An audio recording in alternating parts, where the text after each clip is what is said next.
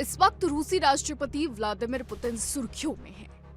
वजह कई हैं, रूस यूक्रेन का युद्ध या फिर हालिया में पुतिन की कही गई कुछ बातें। लेकिन अब आपको बता दें कि रूस के राष्ट्रपति व्लादिमीर पुतिन ने वर्ल्डाई डिस्कशन क्लब में अपने संबोधन में यूक्रेन संकट पर खुलकर बात की है।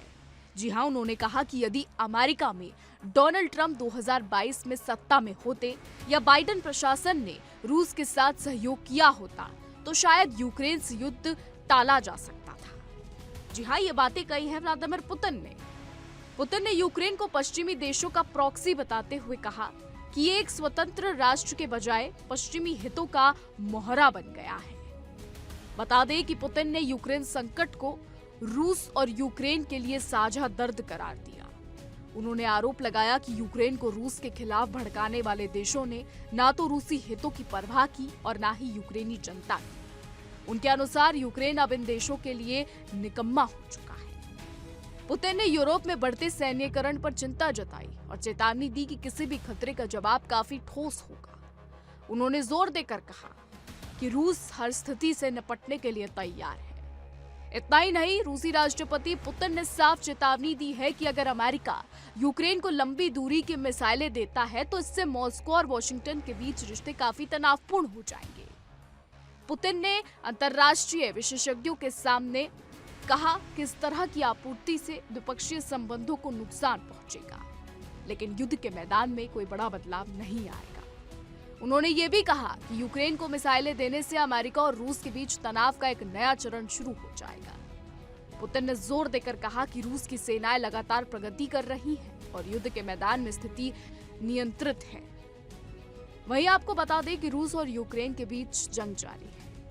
कुछ समय पहले पुतिन और ट्रंप की अलास्का में मुलाकात हुई थी। ऐसे कयास लगे कि शायद इसके बाद इतने सालों से चला आ रहा ये युद्ध रुक जाएगा, रूस और यूक्रेन के बीच युद्ध विराम हो जाएगा, लेकिन ऐसा नहीं हुआ। ट्रंप और पुतिन के बीच युद्ध को लेकर बात तो हुई, मुलाकात भी हुई, बैठकें हुई, लेकिन हल नहीं निकला। इसके बाद आपको बता दें, रूसी ड्रोन द्वारा यूरोपीय हवाई क्षेत्र का उल्लंघन करने की हालिया रिपोर्ट्स आई। इन रिपोर्टों पर पुतिन ने क्या कहा, आपको वो बताते हैं। तो आपको बता दें कि पुतिन ने नाटो पर उच्च रक्षा खर्च को उचित ठहराने के लिए इन घटनाओं को बढ़ा चढ़ाकर पेश करने का आरोप लगाया। उन्होंने डेनमार्क, जर्मनी और पोलैंड के ऊपर ड्रोन उड़ानों में रूसी संलिप्तता के दावों का मजाक उड़ाया।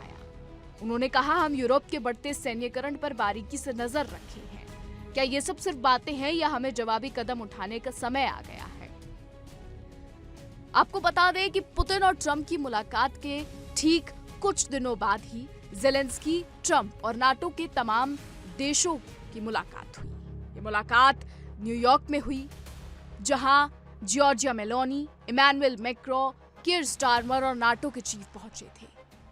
ये मुलाकात काफी अहम थी। दुनिया में इस बात को लेकर काफी चर्चा थी कि शायद ज़ेलेंस्की और नाटो की ट्रंप से ये मुलाकात कुछ हल लेकर आएगी। शायद ट्रंप ने युद्ध रोकने के लिए कुछ ढूंढ लिया है। हालांकि इस मुलाकात के बाद भी युद्ध नहीं रुका।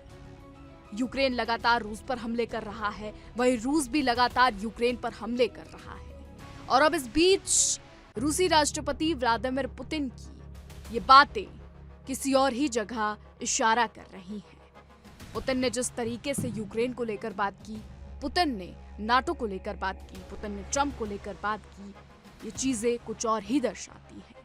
ये चीजें दर्शाती हैं कि पुतिन के दिमाग में इस वक्त काफी कुछ चल रहा है और शायद आने वाले समय में पुतिन और नई चीजों को अंजाम दे सकते हैं। हालांकि अब ये आने वाले समय में ही पता लग पाएगा कि पुतिन अब आगे क्या करते हैं। फिलहाल आपको बता दें, रूस और यूक्रेन के बीच जंग जारी है। आपकी इस पर क्या राय है, हमें कमेंट के जरिए जरूर बताइएगा। फिलहाल हमारी आज की रिपोर्ट में बस इतना ही। देश और दुनिया की तमाम बड़ी खबरें जानने के लिए देखते रहिए इंडिया डेली।